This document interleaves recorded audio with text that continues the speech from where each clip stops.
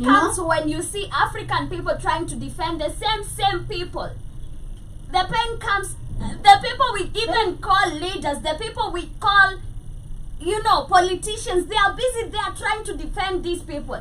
Like a person like Ledama or Lekina, that person doesn't deserve to be anywhere near any governmental seat. Because why are you defending a white man that enslaved your people, made you pay hard tax in your own land, made you go through shit? He said what? He said that the king was just but a little boy when this was happening to us. Oh my God. The king, we should not blame him. We should not even ask any question about slavery to the king. Imagine these are African puppets and leaders that we claim are leaders.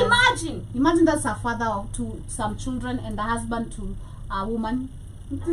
And this is why we see now their children, they are always marrying white women, and their women are always getting married to white men. It makes sense. Yeah. It does make a lot of sense. It is super crazy. This is so disrespectful. Coming from this is Sky News. It was reports from Sky News. And it is super crazy. It is disrespectful. Ruto, of course, will not even utter make a speech about this. Like always, we don't see them actually always responding towards anything said about their country. I'm glad yesterday Ruto was meeting Mombasa people, or the Mombasa citizens in the side of the coastal Kenya. In he went there to meet people, and during his visit over there, he was talking to people and giving them still fake manifestos. He said that he's going to bring cyber. I don't know what cyber, and the youths will be taught about computers and everything. And you know what Kenyans were saying? Uongo! I heard Uongo! that They were shouting to him, Uongo! That's a lie! That's a lie! Stop it! That's a lie! Africans know that that's what they keep on saying. Any puppets in and out, that's what they keep on promising for 10 years. That's what they keep on saying. We're gonna do this. When they go to every region, oh, I see that this needs to be done, but there's nothing. It's always pocketing of money that is happening. It is super crazy to see this is happening under our own watch. Ruto is not going to address this. We'll not see the same way we have the Pakistan journalists, you know, being justified. Fought for. Yeah, being and fought for. Right now our Kenyan police are being persecuted. Exactly. Yeah. We've seen that happening with the Pakistan journalist who was killed here, and it has been taken serious. Kenya has been sued. The wife of the Pakistan journalist wants justice, but the same when it comes to our people as being called monkeys by the Tunisia president, when we're being called all sorts of names as African people, nobody comes in our defense. It is so sad. It is super sad. The image of Africa again is destroyed because of the image of the presentation of who we have as leaders, which are these puppets who are sellouts, and they have no interest of the people. It's just super crazy. But let me go through the comments quickly. I don't know if Katie can read them, or if you are on YouTube. Yeah, sure, I can go through them. Where have you left? Left at Iken saying that is Kid saying that that's why they always are there. Okay, Kid is saying they say all kind of stupid shit these white people say after they stole all your shit, and say don't blame us, it's our ancestors, but we aren't giving back shit. Very true. And also you're saying they always want to keep the shit they stole, Katie. It's not their land, it's the African people land that you stole. And also he's saying that that's how wicked these people are.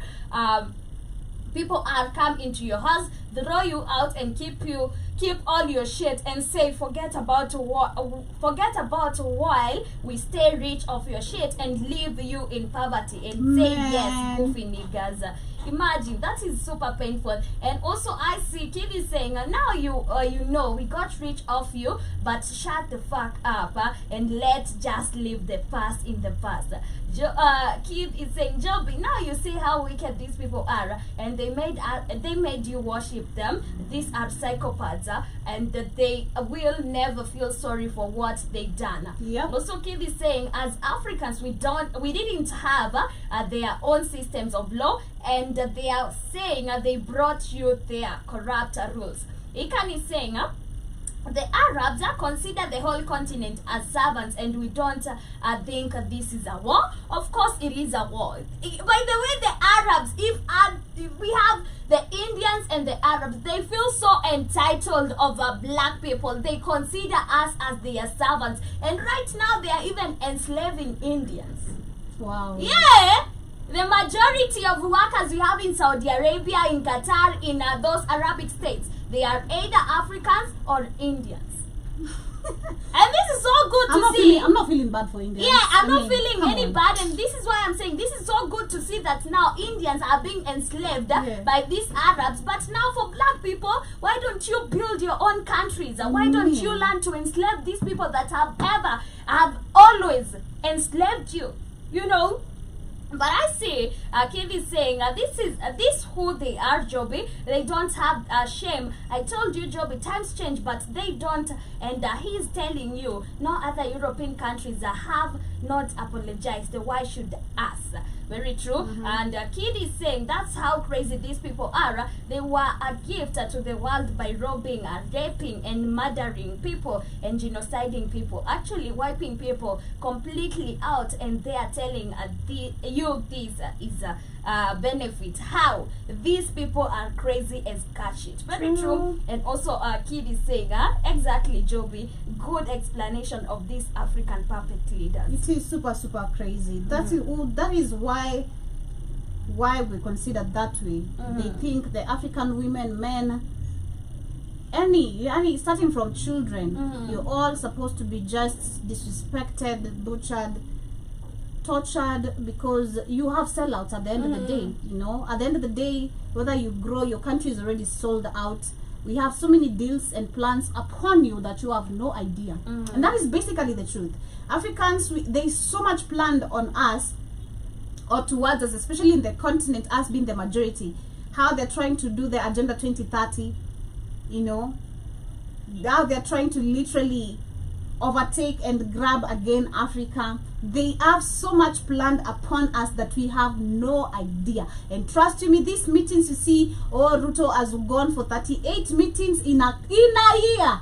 Yeah, wait and see the repercussions of it. You're gonna see actually effect after effect. It's not. It just started. I mean, you're just talking about the first year, Katie. Show me the next 4 years. Where are we heading? In 2024, we are about to see. We will not make it to the fourth. We're gonna be having, I think, the most hottest news from Kenya or rather Africa, especially Tinubu being also on the. Kenya will always be on the headlines like Ghana, the whole of the continent, and Nigeria. That is what is happening. But anyway, that was what was going on in Uganda that has brought us to all this. And of course, we also wanted to share that video of what this Sky News journalist who's been questioned right now, facing controversials from people. He's been told to apologize, but we don't know if he's going to apologize. If he thinks, he's not going, he'd rather risk his job. The king should not apologize. But moving on swiftly to the next story, as we talk about how evil these people can be. There's this Kenyan woman who's been found dead in Boston. Check Boston. Boston is in the USA.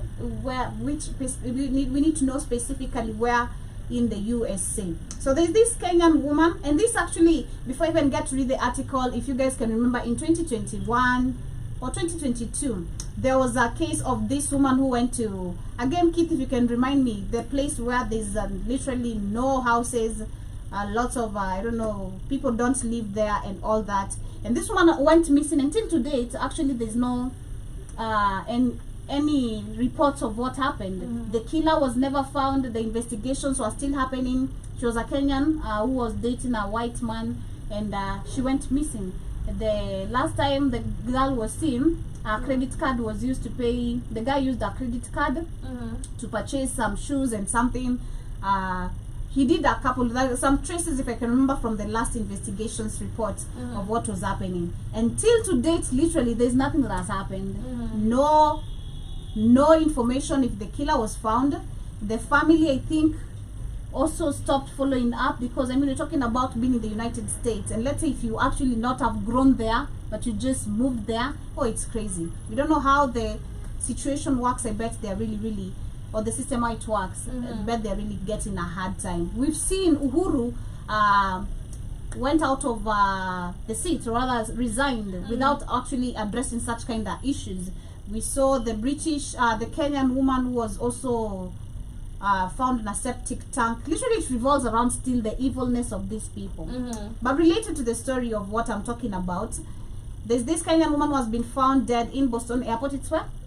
It's in Massachusetts, Massachusetts Bay, and it's in the arm of the Massachusetts Bay. Okay. It's in Boston Harbor. It's in the USA. Okay. Yeah. Okay, but anyway, they're saying that the U.S. and Kenyan authorities are searching for the killer of a young Kenyan American woman found dead at the Boston Logan International Airport in Massachusetts. He's actually known. I have his picture. The guy? Yes. The killer? Yes. Oh, let me show you. All right. Yes, he's actually known, and his picture is out there. It's circulating. So you guys, if you see that man, they are saying report it to the authorities. This woman is Kenyan, and the man is still Kenyan. Wow. Yeah. Damn. I didn't expect that. Yeah. Okay, the man in the picture is Kelvin Kenyanjui Kangede, 41 years of age. He lives from Lowell, Massachusetts. On a Tuesday, Kevin murdered Margaret Ambitu, 30 years old, and left her body in a car in Logan Airport, Boston, where he then proceeded to board a flight to Kenya. Maggie's body was stabbed and found in the passenger seat of the car. Maggie had been reported as missing by her family on Monday. She was last seen leaving her job in Halifax Monday night. Her co-workers posted a flyer on Facebook praying for her safe return. Her co-workers say Maggie was warm, caring, and loved by everyone she worked with, both staff and the people she cared for in our group homes. Her family is heartbroken and asking for justice for their daughter. State police said there is no threat to the Boston police have issued a warrant of arrest to her partner and working with Kenyan police to extradite him to face homicide charges. Maggie bit okay, yeah. I have the picture of the man. Here it is. Okay. Yes, and I think he's in Kenya right now. He'll be because found. He boarded a flight to Kenya after committing the murder. I bet he will be found, but the problem will come with how the case will be handled. If it's gonna be handled here, or if it's gonna be handled, since she's a Kenyan American, and if she did have maybe the